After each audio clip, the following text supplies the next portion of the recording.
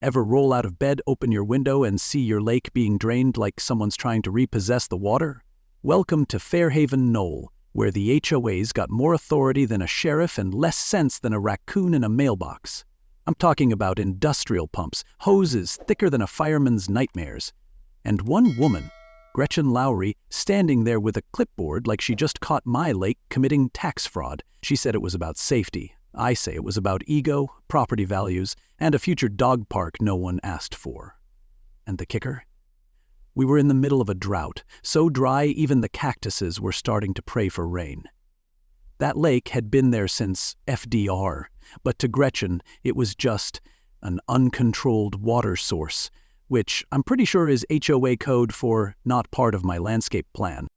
Leave a comment below and let us know where you're watching from. If you're into wild, true-feeling stories packed with twists, justice, and just the right dose of HOA madness, go ahead and hit that subscribe button.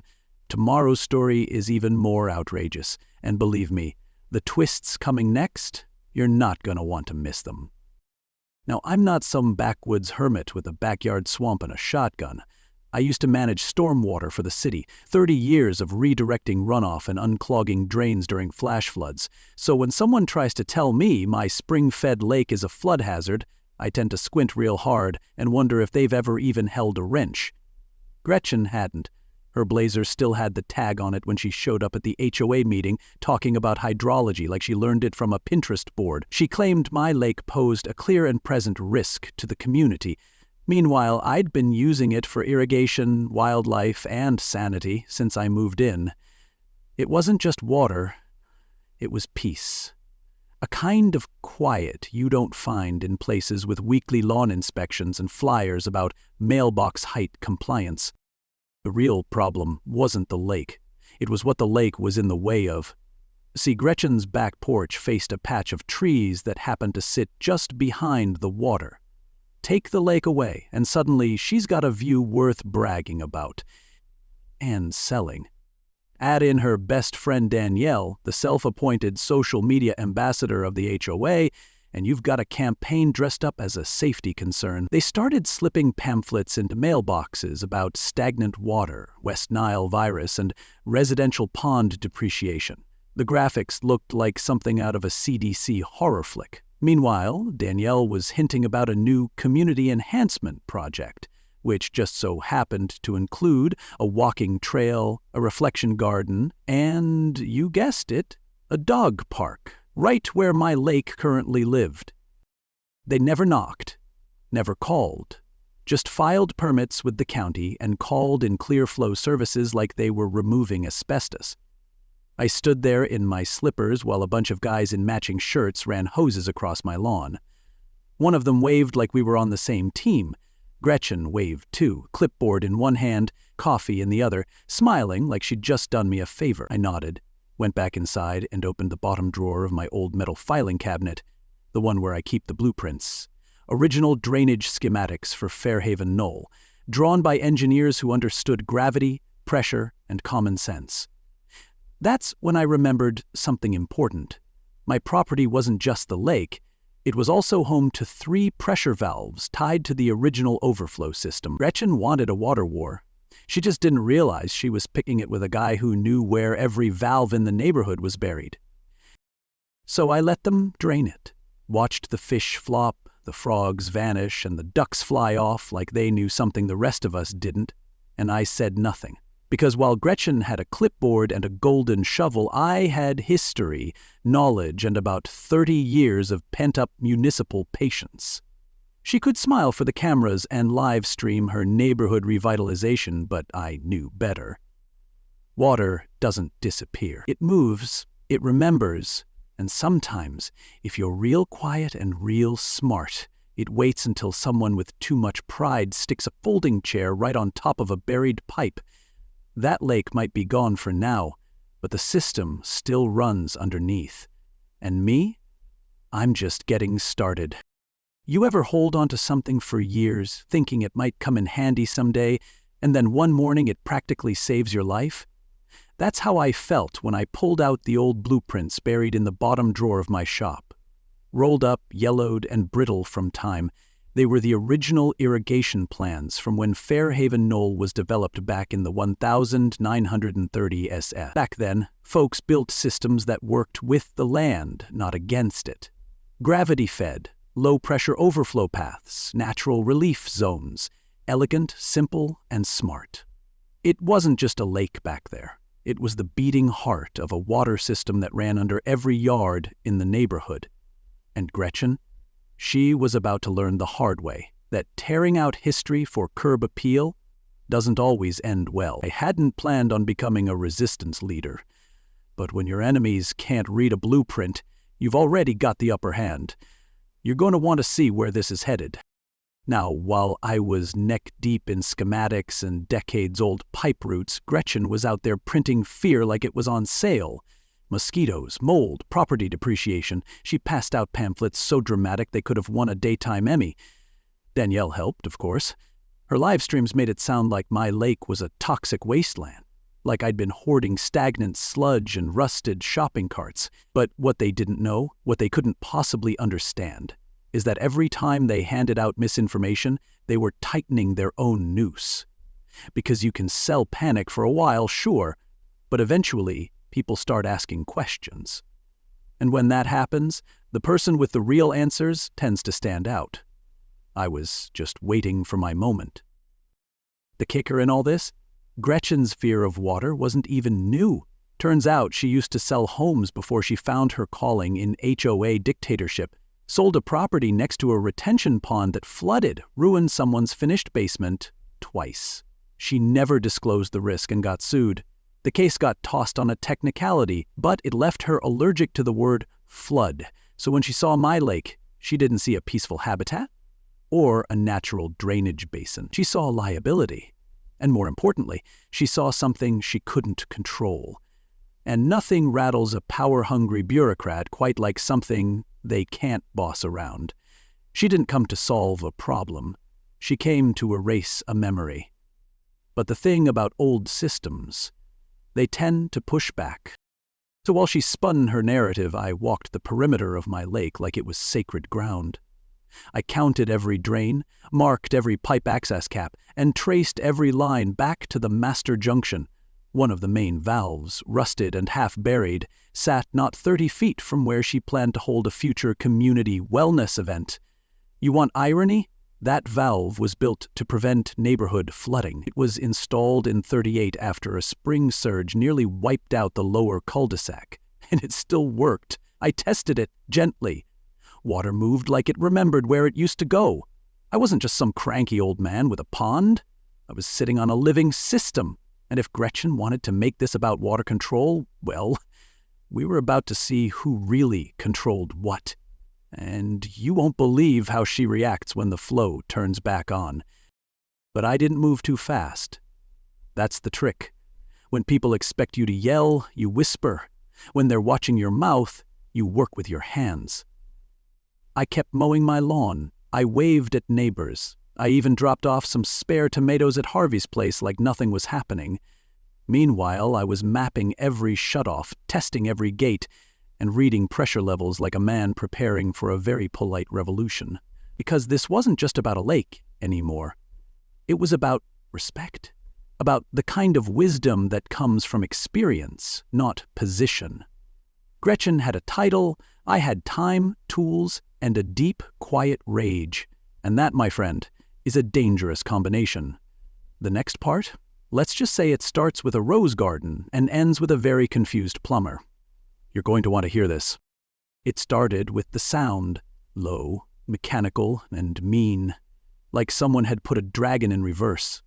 I stepped outside and there they were, industrial pumps lining the edge of my property like they were setting up for a demolition. And in a way, they were. Hoses as thick as my forearm snaked through the grass, sucking up decades of peace like it was nothing more than runoff. Gretchen stood at the far edge, wearing a hard hat that looked like it came from a Halloween aisle. Still had the barcode on it, probably. Clipboard in one hand, cell phone in the other, she looked like someone who'd never lifted a shovel but had strong opinions about how you should. The lake didn't even stand a chance. But I didn't yell. I just watched. Like you watch a car crash, you can't stop but know how it ends. And trust me, the ending? That's still coming. The water dropped faster than I expected. Hour by hour, the blue slipped away, replaced by cracked mud and cypress knees sticking out like broken fingers. Fish flopped in desperation. Frogs vanished. Even the birds stopped circling once the insects left. It wasn't just a lake dying. It was a world unraveling. 50 years of ecosystem erased in a weekend. And while this was happening, Gretchen was live streaming it like it was some kind of community service announcement. "Progress in motion," she chirped, standing next to the trucks like she was leading a charity car wash. Danielle filmed everything, panning her camera like she was hosting a documentary. The return of the land. Fairhaven reclaims its future. Future? If this was the future, I'd rather go back to rotary phones. The worst part? People watched. Some nodded, some waved, a few took pictures, and most just kept walking. Nobody questioned it. Except one man. Harvey Boone didn't say much, but when he did, it had weight. Retired mechanic, lived 3 houses down, the kind of guy who could fix a transmission with a wrench and a swear. He wandered over around noon, looked at the pumps and said, "Well, that's one way to solve a problem you don't understand." Then handed me a beer like he was offering communion. "You know this ain't about water, right?" he added. "This is about reputation. She's trying to erase something she didn't build." That stuck with me. Gretchen wasn't improving anything, she was overwriting it. Like painting over a family photo because someone didn't like the frame. And Harvey? He knew it too. He may not have had blueprints, but he had instincts. And in this neighborhood, that's rarer than common sense. I'd like to say the community rallied, that they showed up, pitchforks in one hand, protest signs in the other, but no. Most folks just watched from their porches, hoping the HOA wouldn't notice their mailbox was half an inch too short. A few even clapped. I became the villain in their story, a stubborn man with a mud hole, holding up progress for duck's sake. The irony burned. They didn't know the lake filtered runoff or cooled the soil or kept the mosquitoes down better than any chemical spray Gretchen was selling. They just knew what the flyer said. And when you read something in Times New Roman with an HOA logo at the top, it must be true, right? That silence, man, it cuts deeper than protest, but it also gives you room to think, to plan, because when no one's listening, you can work without interruption. So I sat on my porch with Harvey that night, both of us staring at what used to be water and was now just silence. He didn't ask questions, and I didn't explain. We just drank, watched the moonlight reflect off the mud, and waited. Because while Gretchen thought she was managing nature, I knew better. Nature doesn't ask permission. And the system underneath? It was still alive. Pipes don't forget where they lead, valves don't forget how to open, and sometimes the quietest places hold the most pressure. The lake may have disappeared, but the pressure? That was building. You'll want to see what happens when it finally finds a way out. It's funny how a few inches of water in the right place can cause more chaos than a courtroom full of lawyers. I wasn't aiming to start a war, at least not yet, but I figured a little lesson in humility never hurt anyone. Especially when their yard sat directly in the path of a perfectly functional overflow valve installed before disco was a thing. Danielle Carlson, Gretchen's unofficial echo chamber and live stream queen, had spent the better part of 2 weeks painting me as some stubborn relic clutching a swamp. She even referred to my lake as a soggy legacy. So, when I cracked that old valve open, just a quarter turn, it felt less like sabotage and more like balance being restored. The system didn't roar, it whispered. A trickle here, a soft hiss there, but nature has a way of making itself heard, especially when it's been silenced too long. By morning, Danielle's backyard had transformed into what I'd call a learning experience. Muddy, messy, and metaphorical. Her famous rose garden, the one she bragged about in every HOA newsletter, had taken on a new personality, swamp chic. The mulch was floating, the petals were drooping, and the stepping stones she'd arranged to spell out welcome were halfway submerged, reading more like a drowning alphabet. I watched from my porch as she stomped through it in her brand new white boots, one hand holding her phone, the other waving wildly at no one in particular. Her live stream was less curated this time, shaky, shrill, and soaked. She blamed a broken pipe. I almost laughed. That valve hadn't been touched in decades, and it opened smoother than most HOA budgets. Of course, Gretchen came marching down the block the moment Danielle called, clipboard in hand, raincoat zipped up like she was leading a FEMA response. She poked around the yard, made a show of pointing at nothing in particular, and declared the issue a clear case of aging infrastructure. No mention of the lake, no nod to the idea that maybe, just maybe, removing a decades-old water feature had consequences. She filed a maintenance ticket with the city, called a plumber, and promised Danielle she'd escalate the matter, which in HOA terms basically means she'd talk louder next time. But what neither of them knew, what no one knew, was that I was the one who'd let the water flow, just enough to make a point, because sometimes the quietest moves make the loudest echoes, and I wasn't done echoing. The neighborhood buzzed for days. Some said it was the sprinkler system, others claimed a ground shift or some sort of freak leak, but the engineers never found anything, because there was nothing to find.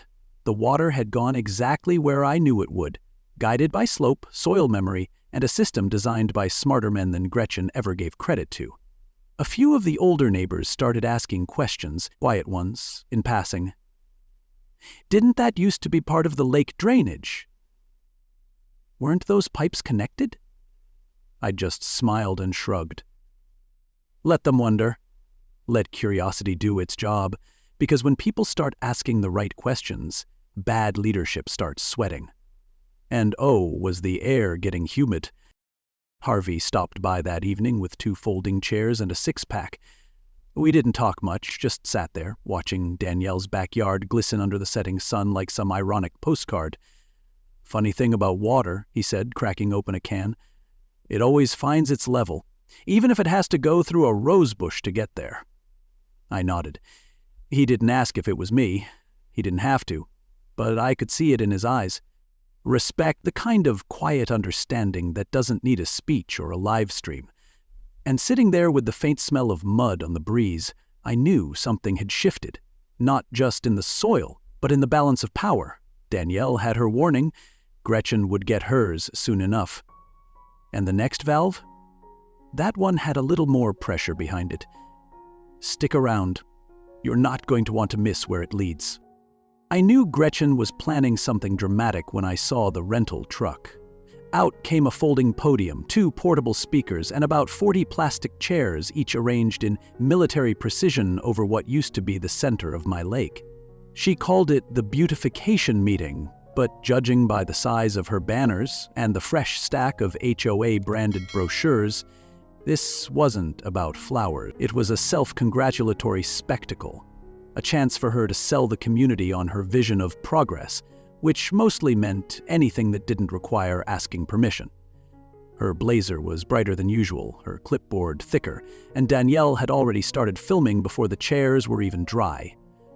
It was all going to plan. Which worked out perfectly, because so was mine. Did you ever see a TED Talk happen inside a rice paddy? Me neither, but I came close that day. I'd spent the night before scrubbing rust off the valve just west of the basin, the one that fed into the old storm overflow line beneath the meeting site. A little lubricant, a small test turn, and we were ready for curtain call. The best part?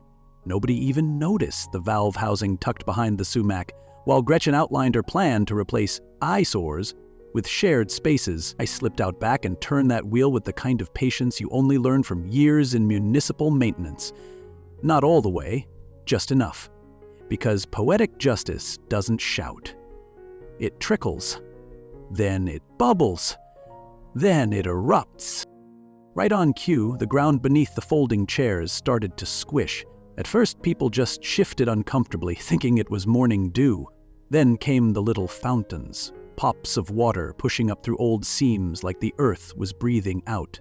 By the time Gretchen launched into a heartfelt paragraph about inclusivity through landscaping, a geyser sprang to life under row 2, soaking Mr. Langley's canvas shoes and causing 3 residents to leap up like squirrels dodging sprinklers. Danielle tried to keep filming, but her phone slipped and the camera caught a full shot of Gretchen's shoes disappearing into 3 inches of thick, glorious muck. The microphone popped, then hissed, then died. You ever seen a speech get electrocuted by irony? That was the moment. Gretchen tried to recover, of course, claimed it was an unexpected irrigation issue and urged folks to relocate to the community pavilion. But the image of her blazer dripping mud while trying to collect her soggy handouts wasn't one anyone was going to forget. The chairs toppled like dominoes. One poor guy slid on a sandwich someone had brought for the potluck. And through it all, Harvey stood off to the side, arms crossed, just watching. When someone asked if it was a broken sprinkler, he just shook his head and said, "Nah, sprinklers shoot sideways. This is pressure. This is what happens when you don't know what you're poking." Nobody argued, because Harvey didn't guess. Harvey knew, and suddenly people were starting to understand that maybe Gretchen didn't. By the end of the hour, the meeting had dissolved into what looked like an amateur mud run. Gretchen's voice had lost its edge, Danielle had given up filming, and residents were now wiping their shoes on their HOA flyers. I didn't say a word. I just sat on my porch sipping coffee, pretending to read the paper while the whole thing unraveled like a cheap extension cord. Because in a neighborhood like this, you don't have to raise your voice to be heard. Sometimes all it takes is letting the water speak for you. And the water? Oh, it was just getting warmed up. You won't believe what happens when they bring out the golden shovel. If you found this story meaningful, or it reminded you of someone dealing with their own neighborhood drama, do them a favor. Send it their way. Sometimes a good laugh and a little justice is all it takes to shift someone's day. And hey, if the lesson hit home, leave a comment and let me know what you think. I'd love to hear your story, too. You ever see someone get so drunk on power they decide to name a dog park after themselves? Gretchen did. She had a brass plaque made and everything. The Lowry Legacy Dog Park, a gift to Fairhaven Knoll, like she was a local queen bestowing royal gardens upon the peasants. And where did she plan this unveiling? Right in the exact spot where my lake used to sit, at the convergence point of 3 separate drainage lines. The symmetry was poetic. She had the audacity, I had the valves, and nature? Nature was waiting with one eyebrow raised. You could feel it in the air. Too sunny, too still, like the kind of silence that happens right before someone says something they'll regret on camera. Saturday morning came, and Fairhaven Knoll rolled out the red carpet, well, the muddy grass version of it. Gretchen arrived in heels too expensive for dirt and a smile too wide to be stable. There was catering, acoustic music, and rows of neighbors holding lukewarm coffee in one hand and curiosity in the other. Danielle was already live streaming from her selfie stick like it was the Oscars, and a local photographer had shown up from the newspaper. It was peak HOA pageantry, and there, in her full ceremonial glory, Gretchen raised the golden shovel, polished, gleaming, and poised for the cover photo. I watched from a distance with my toolbox and a thermos, standing next to the utility junction box behind the shed, just close enough to hear her speech, just far enough to stay innocent. When she plunged the shovel into the dirt and declared the park officially open, I turned the first valve. The ground shifted slightly. No one noticed. Then came valve 2, and you could hear it, a low gurgle like the earth clearing its throat. Finally, valve 3. The pressure release, the kind of move that doesn't ask questions. Water doesn't need permission to speak. And oh, did it speak. A geyser erupted from the exact center of the crowd, drenching Gretchen and launching her carefully curated dog park vision straight into HOA folklore. Sandwiches floated, dogs scattered, and chairs tipped like dominoes in a wet carnival ride. It was chaos with a punchline. Gretchen stood frozen mid-pose, golden shovel in one hand, the other clawing at her soaked blazer like she'd just been hit by poetic justice itself. Danielle screamed off camera, trying to livestream while simultaneously running from the rising puddle, and someone in the back yelled, "Is this part of the landscaping?" I couldn't make this stuff up if I tried. The photographer? Still clicking away, bless him. That man captured every expression of shock, confusion, and soggy resignation. Her plaque, meant to mark legacy, now sat crooked in a 2-inch deep puddle, reflecting the sky like a tombstone for her reputation. It wasn't just a PR failure. It was a full-blown HOA Titanic moment, and Gretchen was standing at the bow. The water kept flowing for a solid hour before I shut it down, just enough to leave the whole site damp, defeated, and memorable. I didn't have to explain anything. By that evening, the photos had gone viral. Clips from phones circulated online with captions like, "When you challenge gravity," and "HOA president gets baptized by karma." And you know what? It wasn't mean-spirited. It was honest. She tried to create a monument, and I gave her a splash zone. She tried to bury the past, and I let it rise through the pipes. And the best part? The community finally started asking the right question, not who flooded the park, but why someone thought it was smart to drain a lake in the first place. Stick around, because next comes the fallout. And it doesn't go the way Gretchen hoped. There's a unique kind of silence that settles over a neighborhood right after its self-declared queen gets publicly hosed down by poetic justice. You can hear lawnmowers pause mid-row. You can feel curtains being drawn just a little slower. That was Fairhaven Knoll after the geyser. Gretchen tried her usual spin, called it a utility malfunction, blamed city infrastructure, and even posted a video apologizing on behalf of Mother Nature, but the neighborhood wasn't buying it. The puddles were still fresh, the sandwiches still soggy, and folks were starting to remember what the lake actually did. Cool the air, quiet the days, and remind them they lived near something real. What Gretchen had called a flood risk had, in its absence, left a moral sinkhole. 3 days later, someone slipped flyers under every door. Community Open Forum, let's talk. No HOA letterhead, no agenda, just an address, Harvey Boone's garage, and a time. I showed up early, mostly out of curiosity, and watched as lawn chairs unfolded like a quiet uprising. By sundown, 28 people were packed inside, a few standing, and that's when Mildred Carter, who hadn't spoken in a public meeting since the Reagan administration, stood up and cleared her throat like she was about to deliver closing arguments in court. "I used to take my granddaughter to that lake," she said, voice steady as steel. "We fed ducks together every Saturday. Now she asks me why they are gone. I tell her because someone decided they were inconvenient. What kind of community erases the things that make it beautiful?" You could have heard a pin drop. No one dared interrupt. Even Harvey, who normally couldn't resist a wisecrack, just stared at the floor. Mildred wasn't angry. She was disappointed. And that always cuts deeper. "We lost something," she continued. "Not just water, but peace, memory, connection." Her words weren't dramatic, they were surgical. And when she finished, someone from the back murmured, "What can we do about it?" That's when the idea dropped like a loose gutter in a windstorm. A recall, not just a complaint, not a letter to the board, a full-blown official removal of Gretchen as HOA president. There was a moment of collective stillness, like people weren't sure they were allowed to think that. And then someone said, "I'll sign." By the end of the week, over 60% of residents had added their names to the petition. People who'd never spoken at meetings, people who used to smile politely at Gretchen and now avoided eye contact. Even a few of her former supporters signed on. Not out of spite, but out of regret. Turns out when you turn a community into a performance stage, folks eventually get tired of playing extra. The recall vote was set for the following Tuesday, and I didn't say a word during the campaign. I didn't need to. Everyone had already seen the mud. They'd seen the dog park disaster, the empty lake bed, the flooded rose garden. Gretchen had drained a lake and filled it with regret. That kind of record doesn't need opposition speeches. It needs a ballot box. The vote wasn't close, 73-18. Gretchen walked out of that meeting without a word, clipboard clutched to her chest like a security blanket.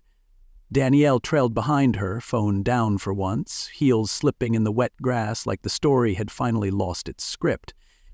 There was no cheering, no gloating, just quiet relief, like someone had patched a leak no one wanted to admit was flooding the foundation. Harvey took over as interim president, reluctantly, but with the kind of common sense you can't fake.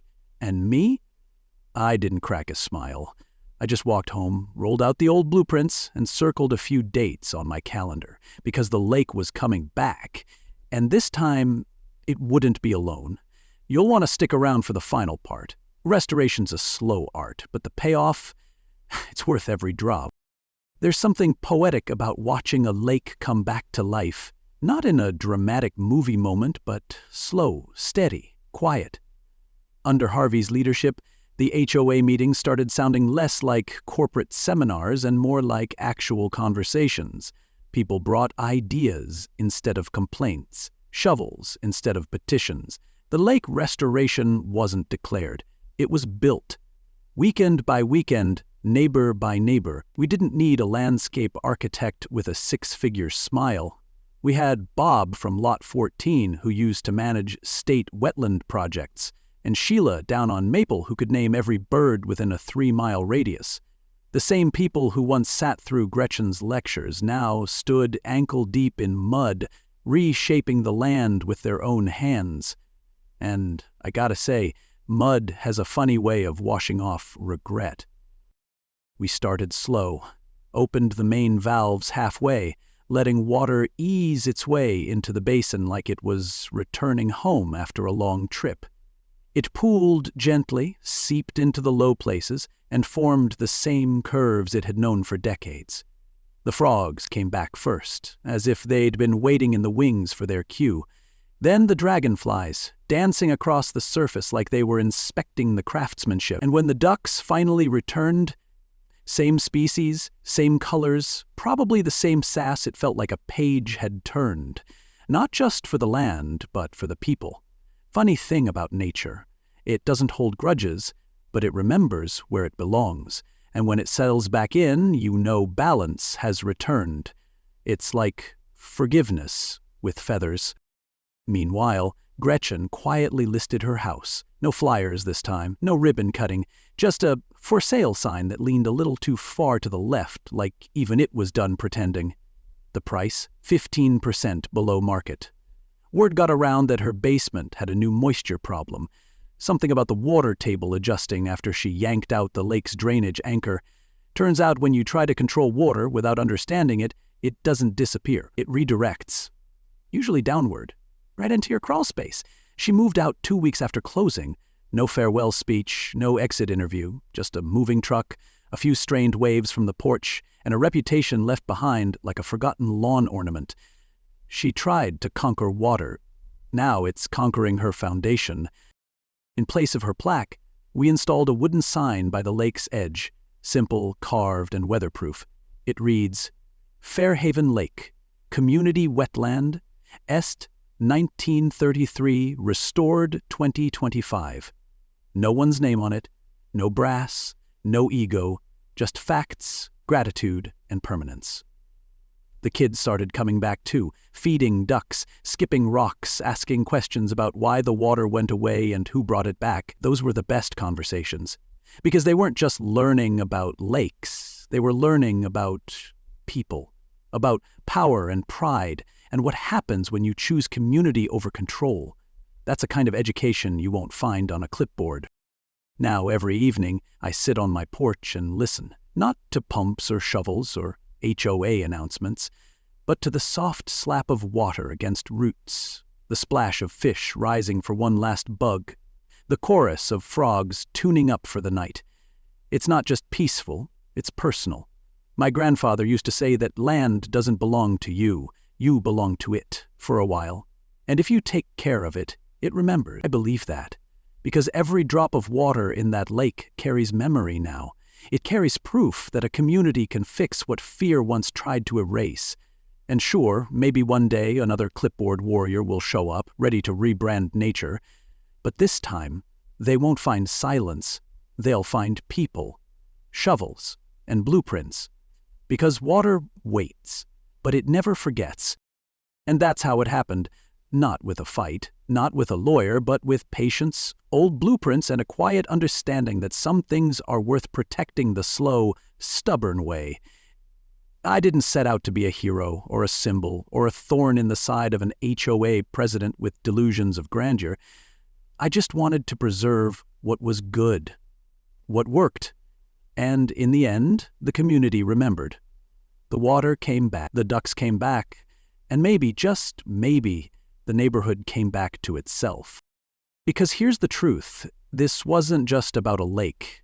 It was about what happens when good people stay quiet too long, when convenience tries to erase character, when power forgets who it's supposed to serve.